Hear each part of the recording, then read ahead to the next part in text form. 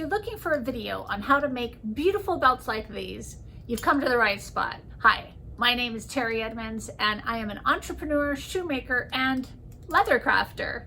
And in this video, I'm going to show you one of my most popular belts. This is part of my at-home masterclass series, which is actually in my studio today, but I selected this video for you, the student who's at home. So get ready, stay tuned, and here we go.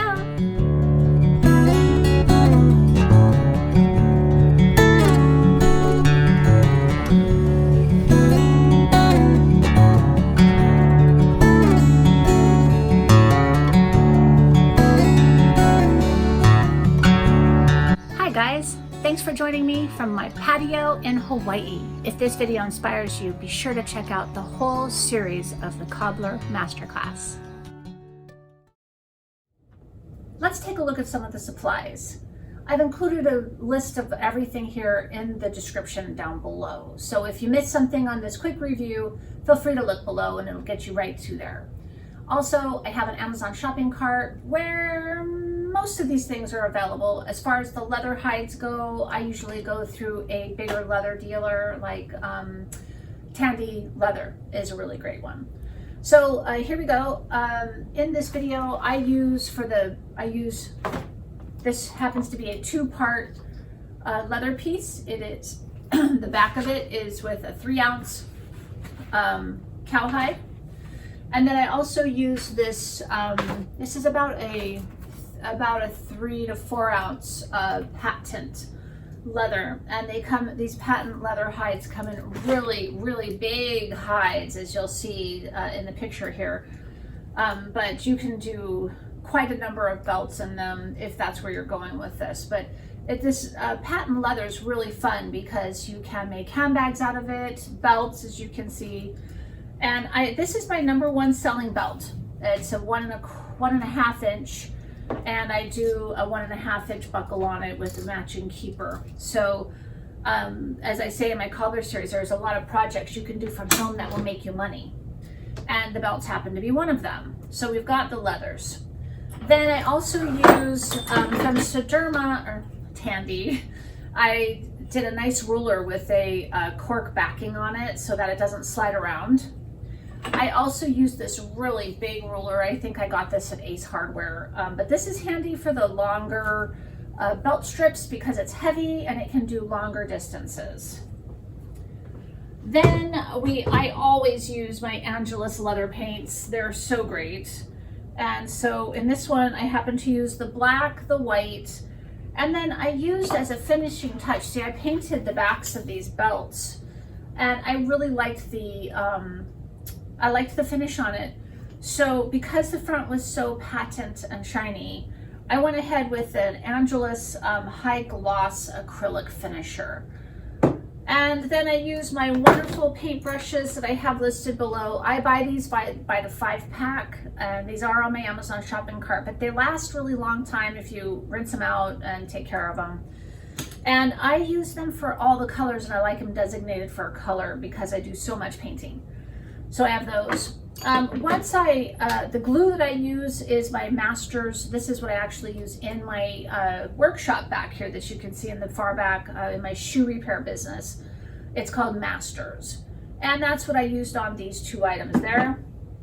And then for cutting the leather, I like to use my rotary cutter because it does this, and I use my pad here, and it just does some really nice long strips, and I've got control over it, and I'm not wielding a razor knife, which is what I use a lot of. But for this case, I like to use this rotary cutter. And then once everything's all done and sealed together, I go ahead and punch some holes for the parts for my rivets and for the belt holes here. Then I also use my Craft Tool Pro hand punch, which always sets my rivets really nicely. If you haven't gotten one of those, I'd recommend investing in one. So let's move on to the how-to. So I really like to lay out this leather and take a look and make sure that the belt's gonna fit on it and that I've got a good selection of leather. Now this ruler is really great to have, and it's super handy. I'm going to trace the pattern for both belts at the same time, just to kill two birds with one stone. And I've made my marks on it at 1.5 inches so that when I put this ruler back down on it, I get a nice straight line. You'll really appreciate that when you get done with your cutting. Okay, I've taken my pre-cut leather strips and just line them up on this big hide just to make sure that they fit. And then I'll just go ahead and trace them. And you really want to make sure to hold that leather in place so that your nice straight line continues onto this patent leather. That'll make a difference in the end.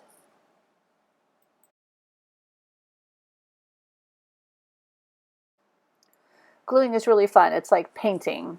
And I've done a series of videos on how to glue most items. And of course, I'm usually talking about shoes, but the theory of the glue is the same. You apply it in the same thickness.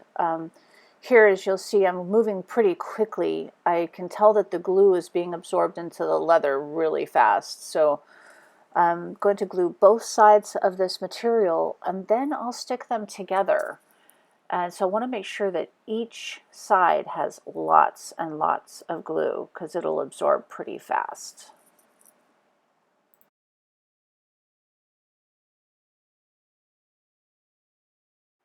Now I'm going to set the strip on top of this glued pattern that I've just made here. And I'm doing it while all the glue is still really wet. And then, as you can see, I'm taking really great care to press all of the edges together. This will pay off in the end.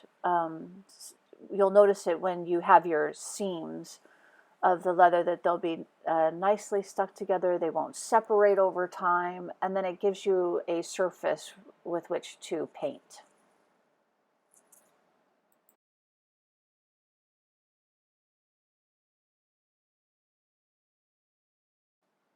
So I'm going around it one more time around all those edges, and I'm really glad I did. There was extra glue in there. You don't want it too gluey. And there were parts that weren't pressed together, so this is where you do it. So I'm cutting now, and as I mentioned before, I really like this rotary cutter. I take my time. And I've been cutting leather for a very long time. So even with all that experience, I know just to take my time. I'm using that nice cutting mat, which is nice. It really saves your surfaces. I got that from Tandy Leather. And it just does such a nice job. That rotary cutter is so much better than a razor knife because it doesn't leave little edges. It just gives one fell swoop, so it makes a big difference.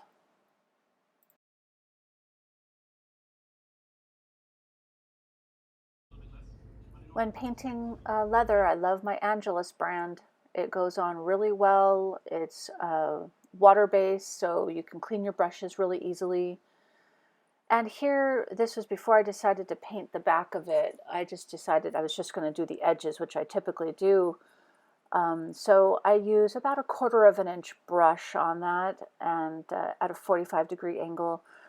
It helps to keep from getting paint on both sides. Ultimately, I ended up painting the back of the belt too because it just went better with all of that shiny patent on the other side.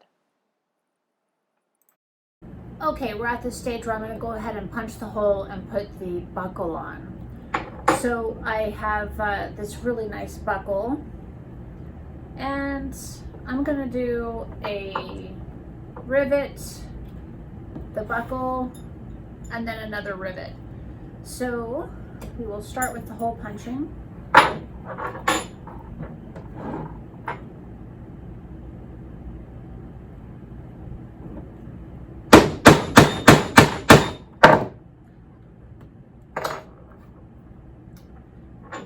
So I'm going to go ahead and mark it on the other side. Let me grab my pen.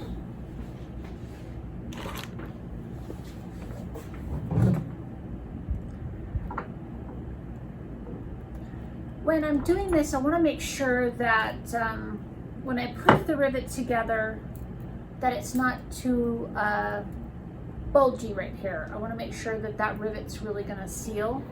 So I'm just judging that I have enough room, and it looks like I do. Go ahead and mark the other hole on the other side, and go ahead and do a hole punch on that.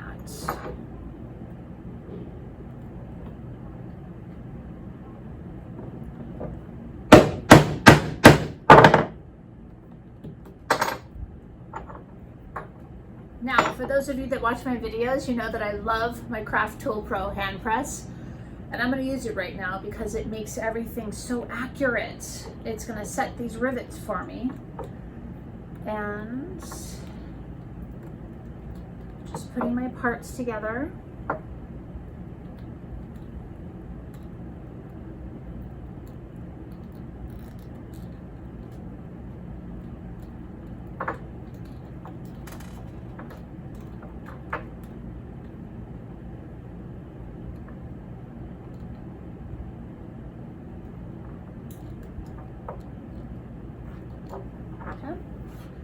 And this Craft Tool Pro is so awesome. You should get yourself one if you love to do crafting. Look at this. Boom, done. How easy was that? And look at what a lovely rivet. I mean, it's just super consistent on both sides. And see, I painted the underneath of this belt white, and doesn't that look fun? She's gonna love it. Okay, so I put the, now we're gonna do the keeper.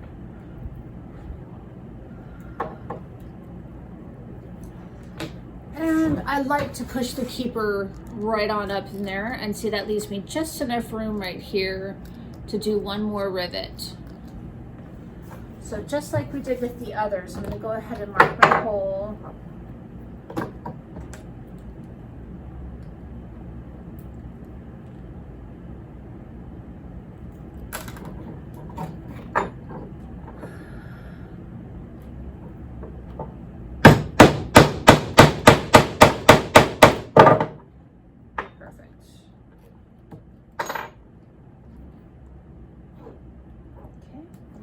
Keeper back up in there.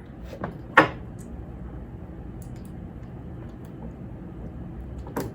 your rivets together. Love it. And then one more time on the Craft Tool Pro. I mean, you can hand punch these, but they just come out so much better with the Craft Tool. Oh yeah, gorgeous, gorgeous, gorgeous. So we have a lovely belt. When the client comes in, we're going to measure it exactly and then put the holes in the right spot. But you know, look at how beautiful that's going to be. Gorgeous white patent belt. I'm very excited about it. Yay for the finishing touches. Here we go. We're just going to punch some belt holes. And then I'm also going to test it and make sure that it fits this belt. This is a special type of a belt buckle. And we want to make sure that the tongue on the buckle is going to fit the size of the holes. You don't want them too big, and of course you don't want them too small.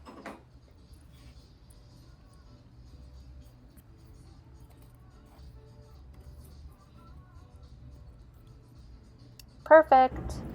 So basically we're done. But I did paint the edges of the belt. I painted the back of the belt, and I'm really glad I did. I'll probably even do a finishing touch with a little gold leaf stamp on the inside. She's a healthcare worker, so maybe I'll put on the inside, you know, something special, her name or something. Okay, so then I'll show you the finished product as soon as I'm done.